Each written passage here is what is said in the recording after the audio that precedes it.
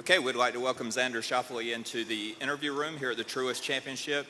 He is making he has 6 starts at the Truist, including 5 top 25 finishes, back-to-back runner-up finishes in 23 and 24. Xander, an impressive resume you have. If we can talk a little bit about being back here. Yeah, it's definitely a course that I like to play, and a course that I've sort of learned to play a little bit better as I've played it more. So nice to be back on property here at Quail Hollow. Let's talk a little bit about the state of your game. 4 top 10s in 2026. You entered the week number 12 in the FedEx Cup standings. If you can talk a little bit about the state of your game. Yeah, I'd say I've put together a few good weeks. Haven't really been in touch with the lead too much in most events, but overall, I mean, just a few things here or there that I need to do a little bit better, in the matter of 4 days to get myself over the finish line. All right, we'll go right into questions. We'll start here on the left. Hey, Xander, Matthew Weatherby, Sports Talk, Florida. You played probably 15 through 18 in some of these conditions. How much of an advantage do you think it's going to be tomorrow for the players that don't catch this weather? And does it give you any confidence going into tomorrow, given how well you played in this weather? Yeah, I mean, I think I got a text while I was on the course saying we're going to 11-1 tee times in threes. So, I think we're either all going to catch it or we're not going to catch it, based on it being a 2-hour tee-off window. Okay. All right, Jeff. Xander, 18th hole, obviously it can be a very tough hole. How do you approach that hole, and what's your strategy on it? Yeah, I think depending on which way you shape the golf ball and where the wind is, for me personally, I like having this sort of the shortest club in. It's a pretty daunting green.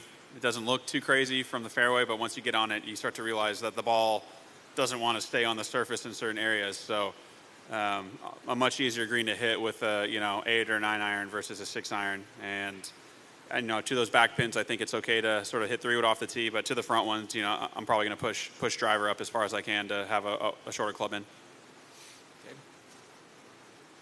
All right. That's questions? Okay.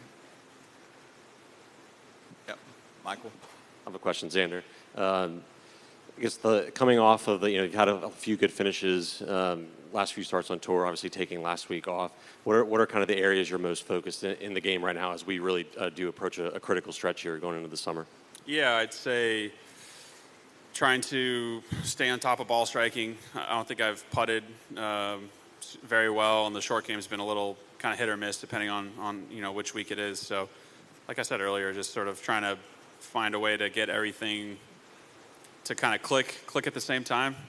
I think if I think of the stretches, we got majors and then big signature events sort of scattered, all sort of stacks, I should say, and they're all very demanding properties, and they all demand pretty much every part of your game to be good if you want to win. So.